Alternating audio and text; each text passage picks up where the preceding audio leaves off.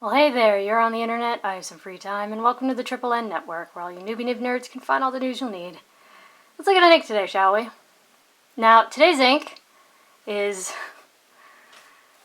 one that I actually managed to buy myself. I went to my first pen show a couple months ago, the San Francisco Pen Show, which, by the way, is not actually in San Francisco. It's in, like, Redwood City or something. Very misleading. Anyways, it is, of course, an Akkerman ink. So it comes in that famous Akkerman bottle, and they were using electric tape to keep these closed, but yeah. Number 5, Shocking Blue. And it is a very shocking shade of blue. Probably one of Akkerman's most well-known inks. Yep. So all the tests were done, and actually it's still in here. We're in these two Hero 616s. One with a quite broad, quite wet nib, and the other with a more standard fine nib, which is actually pretty darn fine. Still in there. Yeah, this is a very saturated ink, so not shocked that it took a second to start up. Oh yeah. Anyways. Now, I thought I'd compare it to some other blue inks. Up at the top, of course, is Noodler's Ottoman Azure. People are always trying to correct me how to say that. It's Azure. I don't know. Anyways, this one, another one people are probably very familiar with, is the Goulet exclusive from Noodler's Liberty's Elysium. Noodler's Blue Eel, which is actually the only Noodler's blue I have. I don't have the standard blue, like the non-eel. Here's Diamine's Majestic Blue, which is also quite well known for its sheen, but for some reason this is a very absorbent piece of old Clairefontaine, so it sort of absorbed too much to be really sheeny. And lastly is Akkerman's number 5 Shocking Blue. However, this stuff is so saturated that you can pick up a bit of the sheen on here, so...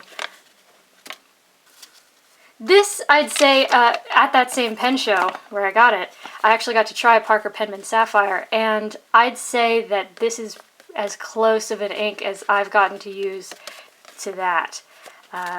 In color and sheeniness, I'd say. Now, let's look at the chromatography. Here's the standard chromatography. As you can see, there's sort of a little bit where it was originally put. A lot of it really washed away, and then there's this really dark bit up at the top, and I don't know if I'll be able to get it on camera, but there is sheen in that tiny little halo up the top. Now here's where I let it dry, which is not how you're supposed to do it, but as you can see, the bottom dot was a bit darker, but the rest is still the same. Here, I bet you can see a bit of that red sheen in there, but anyways, I did it twice because why not? Top down in density, Clairefontaine 90 grams per square meter. Such a lovely blue, right? And even though it's actually a fairly dark shade of blue, it still has some shading to it. As you can see, man, I mean, oh geez, look at all that sheen. And it's everywhere. I mean, it's in the writing, but the scrubby is always the easiest place to find it. And it's all over the fine writing as well. I hope you can see that. But yeah, just, its red sheen is something that this ink is very notorious for. Because it is so saturated, by which I mean there's a lot of ink in that ink, like the ratio of ink particles to water is more heavily favored than average to the particles. So yeah, it's very dense. It can dry on the nib a bit, but yeah, I mean, just because there's so much in there, when you try and wash it off, it sort of just spreads it around. So it does make a mess. A lot of it did wash away. There is some underneath. In fact, the camera's picking up a little better than my naked eye can. But yeah, no bleed, no feather, no spread, even where I laid it on really thick to get the sheen. Really not a lot of echo. I'd say none at all. But this is very dense paper. Now, next up is Rhodia. However, as I was doing the test, it became very apparent that this was another piece of that Rhodia paper from the bottom of a stack, like the bottom of a block of paper. And for some reason, my bottom sheets of paper in blocks of, whether it's Clairefontaine or Rhodia or even something like Mead or whatever, for some reason, the last couple pages always, they get bad, they get cheesy, they become very poor quality paper. And it became apparent that this was one of those, because that happened. Yeah, which hadn't happened on any of the other Rhodia paper that I was using this ink on. So literally, as I was getting ready to turn on the camera, I was like, wait, now I'm going to do this again. So this is a new, fresh sheet of Rhodia. It's from a number 11 pad, so it's really small, but anyways, so it's an abbreviated test. As you can see here, there's no bleed at all. None whatsoever. There isn't even really much echo, even where it was laid on really thick in the broadened wet nib, where it sheens like crazy. And the fine sheens here as well. Again, really nice dark blue color. The fine took 5 seconds. The broad took 8. At first, when I saw that it only took 6 seconds on here, I was like, oh, it must be because the paper's so absorbent. No, this ink actually absorbs pretty fast. There's no bleed, no feather, no spread, no echo. It did make a mess because it's so saturated. You sort of spread that saturation around when you add more water. So, really good. So much sheen. Now, next is probably what you guys have been most anticipating, and that's Tomoe River. And oh my god, look, I don't even have to like hold it at a special angle. It just turns purple. So much sheen on here, man. I mean, look, it's everywhere. It's everywhere. Like, even in the lighter parts of the scrubby, it almost takes on a purplish hue when you take a step back just because there's so much red sheen everywhere. I mean, it's crazy. I really hope this comes up on camera. But again, even though it's really saturated and really sheeny, it doesn't take forever to dry, even on this paper that's notorious for drawing out dry times. So the fine took 9 seconds, the broad and wet one took 14, and look, even there's the sheen, sheen, sheen. Really gorgeous. It's a lovely shade of blue, however, I'm serious, on here it does take on a bit of a purplish cast to it, just because from so many directions you get that red sheen. Now, this is very thin paper, and this is a pretty darn dark blue ink, so there is going to be some echo potential just because of the sheer thinness of the paper. But as you can see, when you really look at it, there is nothing coming through here. There is no bleed, there is no feather, there is no spread.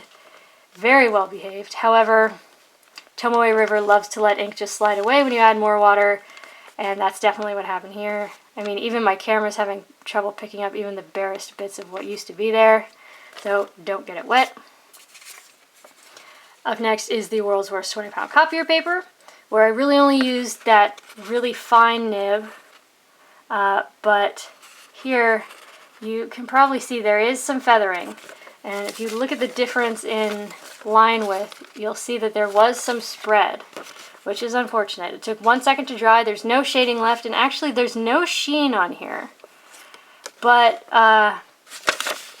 there's also essentially no bleed. I mean, that's where I was using the broad wet nib to write the name, but everywhere else, there isn't even that much show through. Here in the scrub you see a bit, but I mean, really pretty much nothing. So in that regard, it's very good. You could definitely write on both sides of the page quite comfortably with a fine nib. But you are going to get some spread, you are going to get some feather, you're not going to get that famous sheen, you're not going to get any shading. And again, don't get it wet because it will make one heck of a mess. There's a lot of feathering and exploding. Up next is Mead Notebook Paper, where it took 1.5 seconds to dry.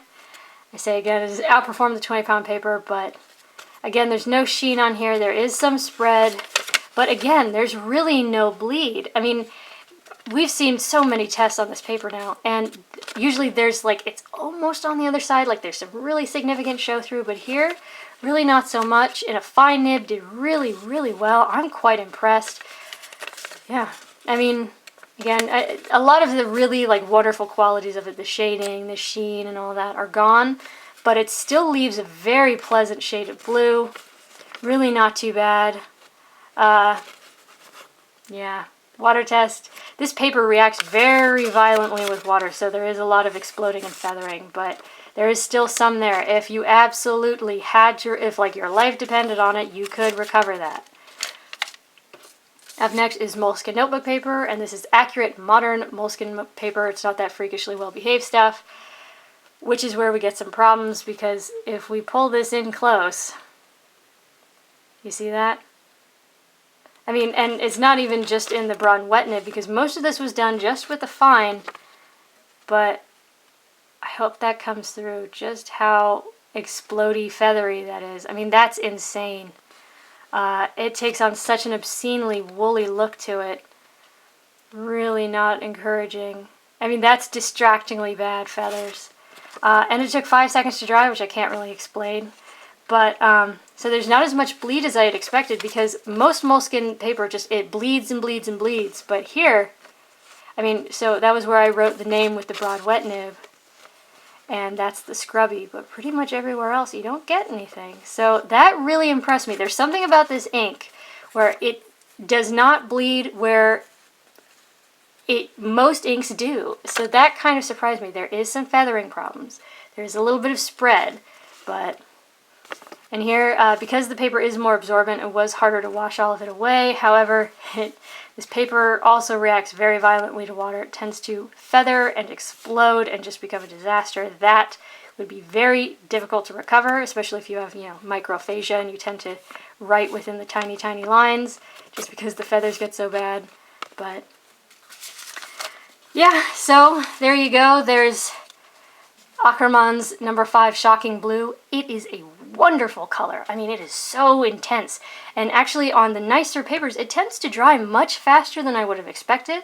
It shades quite pleasantly. Sheen like you wouldn't believe. Crazy. But yeah, it's really great, really pleasant. I know this is not the easiest ink to find. Go to a pen show. I'd never been to a pen show before. Really enjoyed it. Highly recommend you check it out. And actually there were several vendors that were selling Akkerman inks. Or, I don't know, make a friend with someone in Europe. I highly recommend that anyway, just because people are awesome. But anyways, for your consideration, Akkerman Shocking Blue. If you liked the video, please give it a thumbs up. If you'd like to see more, please subscribe to the channel. And thanks for watching.